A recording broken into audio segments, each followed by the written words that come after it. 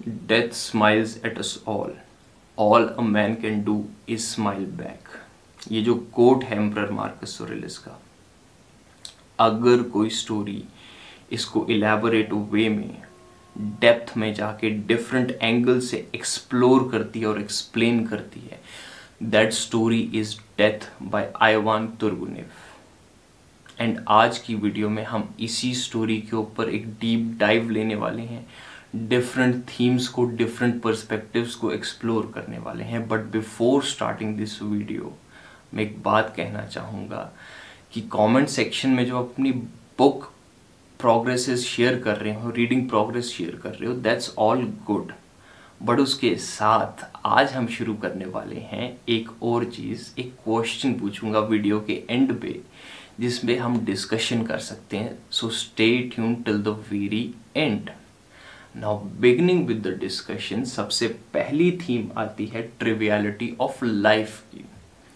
देखो, जो नरेटर है अपने दोस्त के साथ और दो लोगों के साथ जब एंटर करता है वुड्स के अंदर, तो कुछ पेजेंट्स भाग के आते हैं उनकी तरफ कि मैक्सिम जो है वो पेड़ के नीचे गिर गया है, पेड़ उसके ऊपर गिर गया है और वो अधमरी हालत में पड़ा है।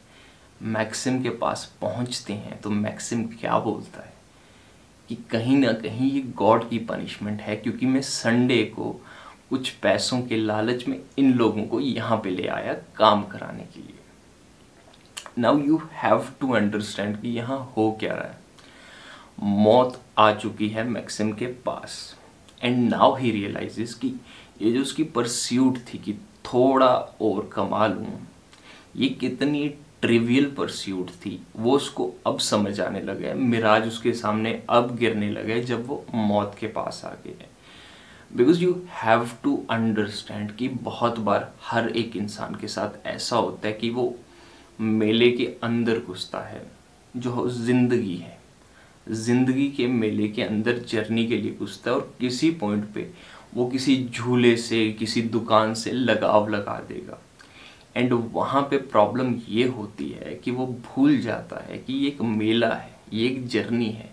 मैं किसी दुकान के साथ, किसी झूले के साथ अटैचमेंट नहीं बना सकता। एंड इवेंचुअली उसी चीज़ के अंदर वो अपना सारा टाइम गंवा देता है। और कहीं ना कहीं हर एक इंसान के साथ ऐसा होता है। हम किसी मनुष्य से, हम किसी चीज़ जैसे पैसे से इतना ज़्यादा ऑब्सेस हो जाएंगे, इतनी ज़्यादा अपनी आइडेंटिटी अटैच कर लेंगे कि ये जो जर्नी है लाइफ की, इसको एंजॉय करना ही भूल जाएंगे। ये भूल जाएंगे that it is just an experience. और जिस पॉइंट पे हम मौत के पास पहुंचेंगे तब होगा रिग्रेट कि हम बहुत ज़्यादा अटैच हो गए इस ज़िंदगी की ट्रिवियलिटीज से। और अब अगर बात हुई है मेले की, तो सेकंड पॉइंट पे आते हैं जहां पे है the show must go on. अब जो नरेटर है, जब वो थोड़ा आगे चलना शुरू होते हैं, वो डेथ के ऊपर जितने इंस्टेंसेस हैं उन पे म्यूजिंग शुरू हो जाती है उसकी।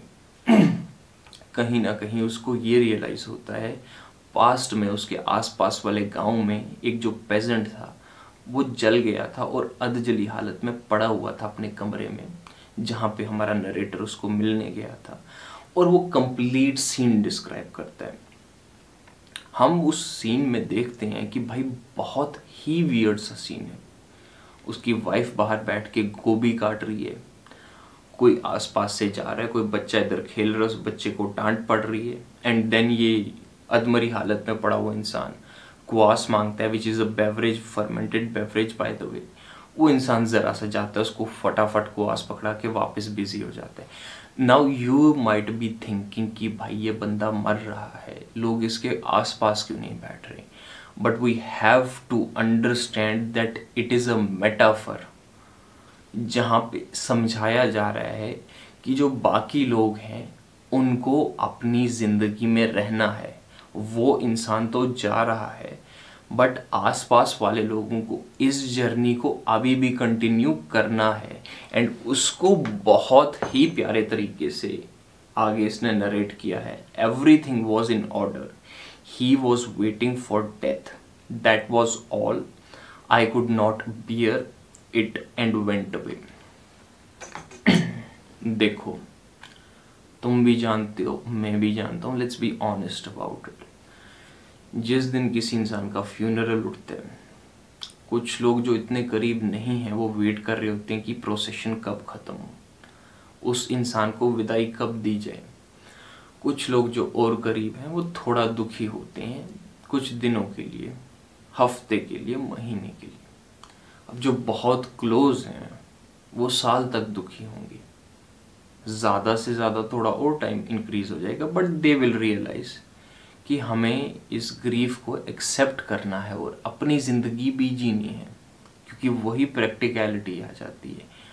तो यहाँ पे ये पॉइंट दिखाया हुआ है कि हम जब चले जाएंगे, अगर हम अपने ईगो के साथ इतना अटैच कर रहे हैं, we have to understand it कि कोई हमारा नहीं है, हम किसी के नहीं हैं। हम यहाँ पे रिश्ते ज़रूर बनाते हैं, हम एक दूसरे के साथ अटैच ज़रूर होते हैं, but the day we will leave, ये ईगो जब ख़त्म होगा, मैं जब ख़त्म होगा, तो पीछे इसका कुछ नहीं रहने वाला। जितनी भी पोस्ट ह्यूमस फेम की लोगों को भूख है कि मुझे लोग याद रखें, वो पॉइंटलेस है, और वो स्टोइसिज्म में भी कंप्लीटली एक्सप्लेन की है मार्कस ऑरेलियस ने। अब आई तीसरे पॉइंट पे हम, सेटिंग थिंग्स इन ऑर्डर। अब इसके बाद जो नेक्स्ट स्टोरी है उसमें एक इंसान एक हॉस्पिटल में आता है, जो जहाँ पे हमारा जो नरेटर है वो भी पहुंचा होता है, एक नया हॉस्पिटल बना हुआ है। And all of a sudden ये जो इंसान वैसे वहाँ पहुंच रहा है, इसको 10-12 दिनों से प्रॉब्लम चल रही थी। And then the doctor realizes that it's way too late. अब ऑब्वियसली डॉक्टर उसको डायरेक्टली नहीं बोलता कि it's way too late for you, but बोलता है सीरियस है। बट वैसली जो है वो अंडरस्टैंड कर चुका है कि उसका वक्त पास आ गया। अब वो महज कुछ दिनों के लिए यहाँ नहीं रुकना चाहता, वो नहीं चाहता कि जो ये चंद लम्हे बचे हैं उसके पास वो यहाँ वेस्ट करे। वो वापस जाता है because he has a family जिसके लिए he wants to set things in order, और कहीं ना कहीं वो उन लोगों के साथ वक्त बिताए आखिरी जो कुछ दिन बचे हैं। एंड इवेंचुअली हम देखते हैं कि कुछ दिनों बाद उसकी मृत्यु हो जाती है। सो द पॉइंट इज कि कहीं ना कहीं एक इंसान को इस चीज़ की भी रियलाइजेशन होनी चाहिए कि जब वक्त करीब आएगा तो किसी पॉइंट पे हमें ये देखना पड़ेगा कि हमारे जो पीछे लोग रह रहे हैं, हमारी उनके प्रति क्या रिस्पॉन्सिबिलिटी है, हम उन चीज़ों को मैनेज करके जा सकें, ताकि किसी के लिए ये बर्डन ना रहे कि ये इंसान तो छोड़ के चला गया but the things aren't in order.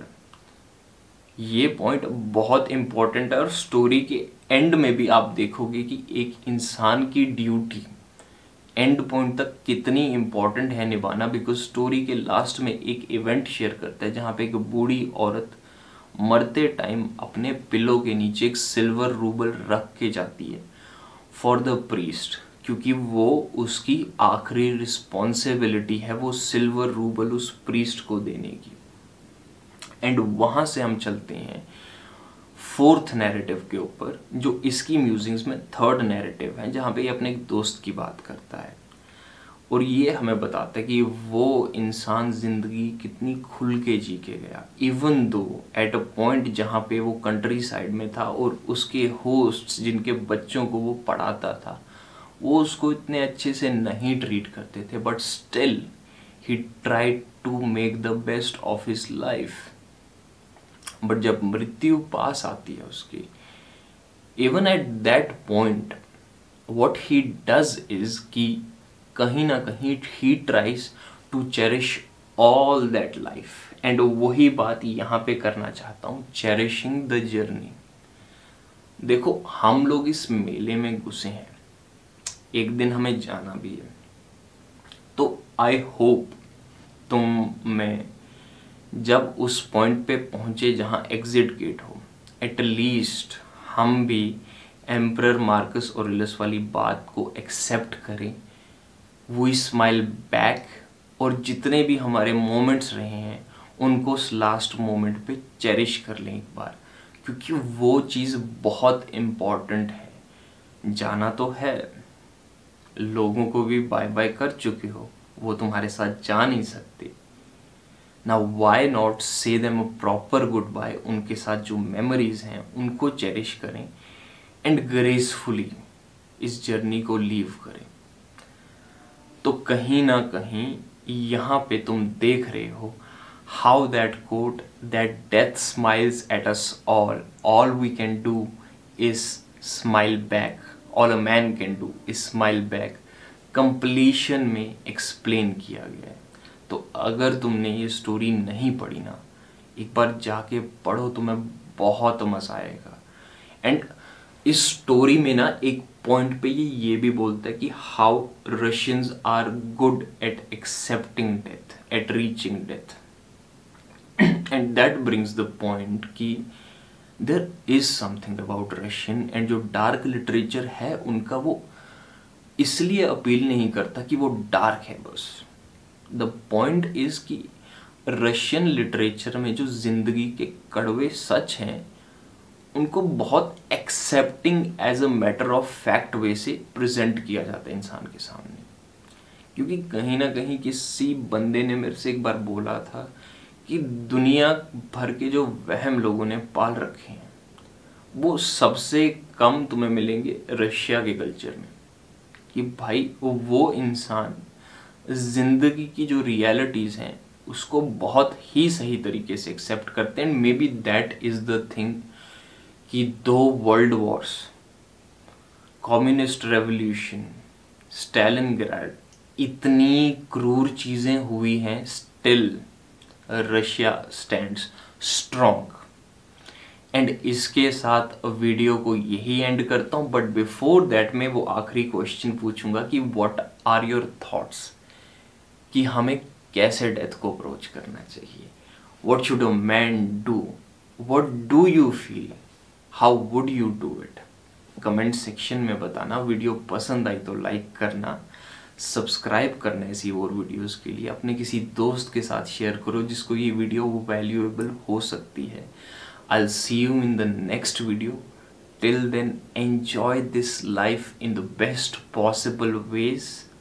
Be reasonable, read more, and peace.